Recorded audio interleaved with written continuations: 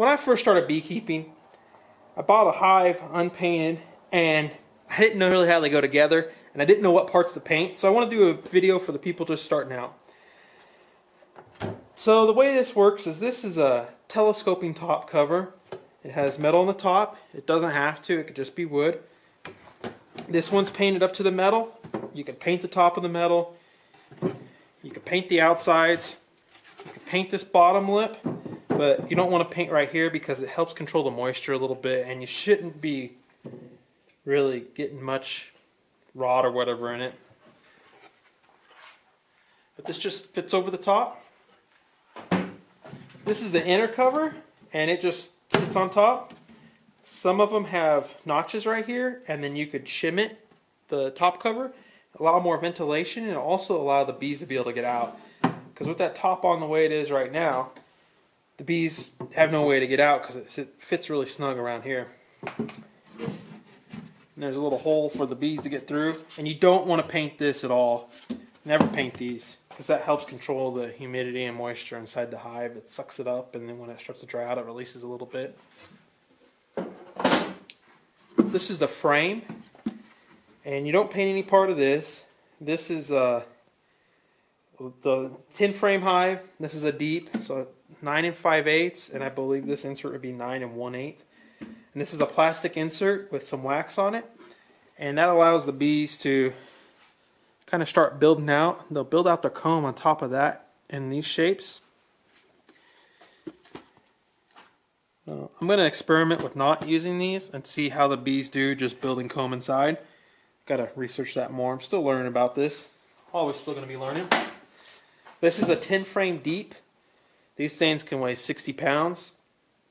It's also gets pretty heavy when you have two of them on it. So the top one's full of honey, and the bottom one's honey and bees, and the bottom one's really has all your brood and your bees in it. And these things kind of get stuck together. I started painting the tops right here. I don't really paint the inside, but you can see where I got some in there, and it's not that big of a deal. This one I use that expanding Gorilla Glue stuff. It looks like it's held up pretty good, even with nails. It's just regular nails, so you definitely want to paint the outside. That's really what's going to see the elements is the outside here. This one I started to touch up again. I think I repaired it in the spot. Maybe I didn't. This is the bottom board. There's a couple different styles. This one has like the landing on it, I guess is what you'd call it, to where the bees will come in here. So this is a bad example of an entrance reducer. Usually they have a cut here and a cut on the back, so when you flip it, you get a real narrow one, and you flip it, you get a wider one. And the wider one allow for an entrance feeder. I've been using these. Just stick them in right here.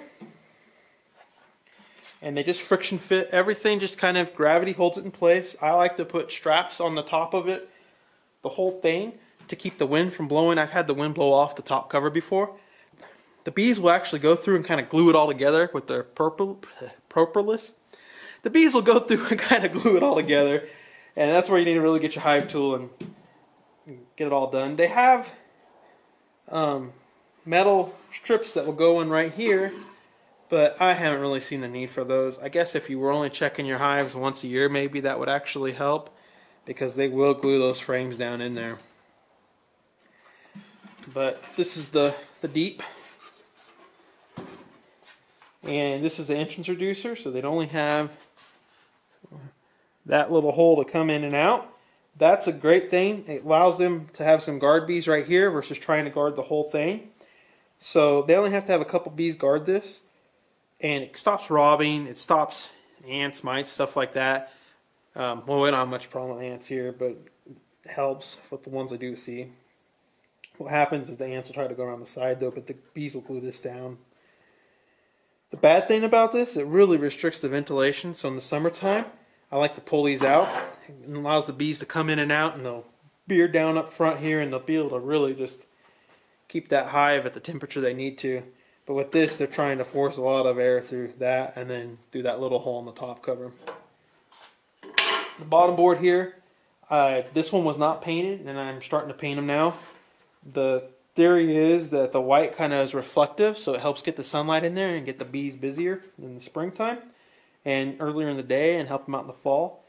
Just get light in the hive. I think the white really helps if there's hive beetles or something else crawling around down here. You can see it. There'll be all kinds of stuff right here, but once you take it apart, you'll be able to see everything. I still need to go through and paint the sides up. So this bottom board, I started painting all of it. Kind of protect it from the elements. Well, I hope that helped. Thanks for watching. Bye!